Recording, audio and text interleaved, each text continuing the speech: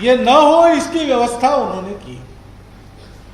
उन्होंने हमारी व्यवस्थाएं पूरी तरह तोड़ दी, शिक्षा की व्यवस्था, अर्थ की व्यवस्था, अपनी बातें ला दी।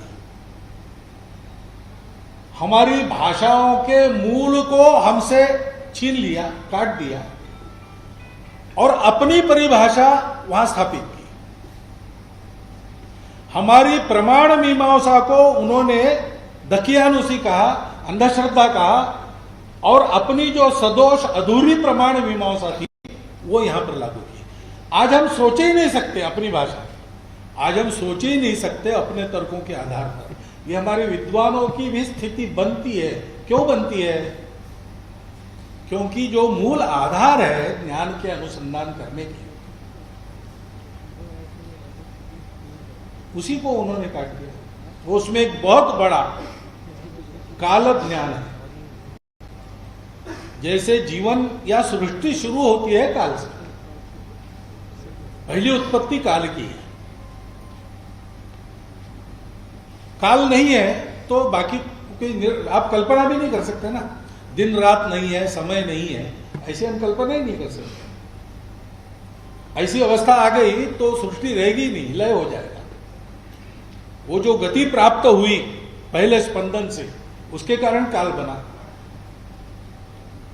और चल रहा है। और ऐसे काल के आवर्तन बहुत हो गए जो अपने मनवंतरों में सारा वर्णन आता है उसका। तो जैसे वो सृष्टि वहां से प्रारंभ होती, वैसे सभी ज्ञान का प्रारंभ भी काल ज्ञान से ही आता है, ऐसा कहते हैं। अधिकारी लोग बता सकेंगे, मैंने ये सुना है, बता रहा हूं, मैं उसका अधिकारी बिल्कुल ही नहीं हूं। लेकिन योगी लोग क्या करते हैं, वो भविष्य और भूत को संभालते हुए वर्तमान में स्थिर हो जाते हैं। यानी काल पर उनका ये स्वामित्व रहता है कि काल चलते रहता है, वो स्थिर हो जाती है। काल सब बातों के, सब ज्ञान की साधना का मूल है और वहीं पर से विकृति आ गई। और इसलिए एक हमारी वृत्ति बन गई कि हमारे पास कुछ है नहीं। हमारे पूर्वजों ने कोई रणगौरव, धनगौरव प्राप्त किया ही नहीं। जो कुछ किया अंग्रेजों ने किया। हमारी ताकत ही यही है, हमारे जीन्स में जो मटेरियल है उसका प्रभाव इतना ही है कि हम अच्छे सेवक बन सकते हैं। इसलिए मालिक बनने के लिए किसी न किसी को बार बार आना पड़ता है, उसके हम अच्छे सेवक बनते हैं। हम ज्यादा से ज्यादा मालिक बदलते हैं, लेकिन हम कभी मालिक बनते नहीं। आज भी अभी इतना स्पष्ट प्रमाण मिला है, इस देश में बाहर से कोई आया नहीं है। 40,000 वर्षों से भारतवर्ष में आज रहने वाले सबका एक समाज चलता आया। कब उसका क्या रूप रहा वो बात अलग है, लेकिन जेनेटिकल लीनिएज सीधा का सीधा अखंड अक्षुण्ण चला है।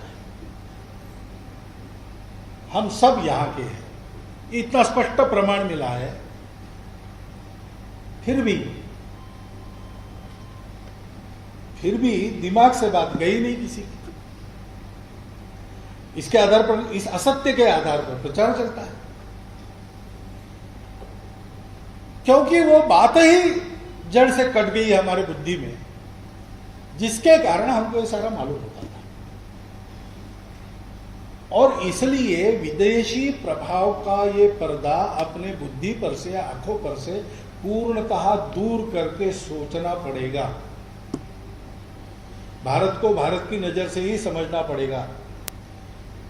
भारत को पहली बार पाश्चात्य आए, उन्होंने अपनी बुद्धि से, अपनी आंखों से देखा, उनको समझ में नहीं आया।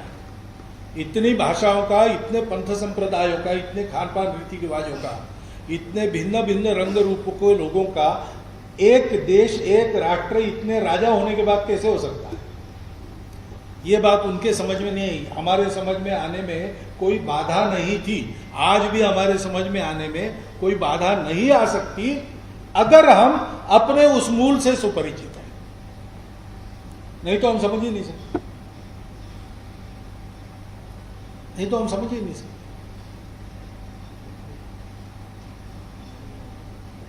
हमारे देश को एक रखने के लिए जो व्यवस्थाएं की है उसका भी दुरुपयोग करके हम अपने आप को अलग बताने में उसका उपयोग कर लेते हैं।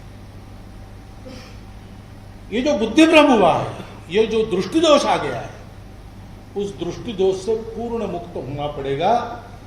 और इस मुक्तता का प्रयास पहले तो अंग्रेजों ने देखा, उनको समझ में नहीं आया, इसलिए अज्ञानवश उन्होंने कुछ बातें की, लेकिन बाद में उनको समझ में आया कि इनको भी ठीक ठीक मालूम नहीं है, तो इसका लाभ हम ले सकते हैं। तो जानबूझकर उन्होंने फिर ये षड्यंत्र रचे सारे, और उसके भी तथ्यपूर्ण सारे सबूत आज उपलब्ध है। और इसलिए ये देश की आवश्यकता है कि राष्ट्रीय हित के लिए अत्यंत आवश्यक बात है कि ये भ्रम पटल निवारित हो जाए, और शिक्षा में भी उस प्रकार की शिक्षा दी जाए। अभी इतना सारा आ गया है, फिर भी वो पुराना कोर्स ही चल रहा है, आर्य आक्रमण। दुनिया में अंग्रेजों के गुलाम रहे देशों को छोड़कर कोई आर्य आक्रमण के सिद्धांतों को स्वीकार नहीं करता, हमारे यहां चल रहा है। क्योंकि बदलने जाएंगे तो शायद हमारे में से लोग ऐसे कैसे बदल रहे हैं। अरे तथ्य उसके अलग मिले हैं ना। एक कुछ लोगों को ऐसे तथ्य हो सकते हैं, यही कल्पना करना कठिन जाता है, और कुछ लोगों को ऐसे तथ्य मिलने से कुछ असुविधा हो जाती है। दोनों बातें अब है। और अब इसका संबंध अंग्रेजों से नहीं है, इसका संबंध हमसे है, हम में ही वो व्याप्त है। और इसलिए इस प्रकार से सोचना आवश्यक है, ये तो हम जानते ही है, लेकिन दो प्रकार से सोचना पड़ेगा। एक है कि जो भ्रम है उसका निवारण हो, यानी दुनिया का प्रबोधन हो। हमारी नजर से हम क्या है, हम तथ्यों के आधार पर बताए, और तथ्यों के आधार पर बताए यानी उन्होंने जो तथ्यों की परिभाषा दी है वो नहीं, ये हमारी परिभाषा है, वो ज्यादा सटीक है। उसके आधार पर आपको भी अपना जो समझ में नहीं आता हम समझा सकते हैं, ये बताकर उनको उन तथ्यों के आधार पर बताना पड़ेगा। दूसरा है हमको अपना प्रबोधन करना पड़ेगा। ये वास्तविकता है, यह असंभव बात नहीं है। और एक बहुत बड़ी बात जो कही है, जिस पर ध्यान नहीं जाता हमारा, हजारों साल से हमारी बातें स्थिर है, अनुभूति और प्रमाण दोनों उसके पक्ष में है।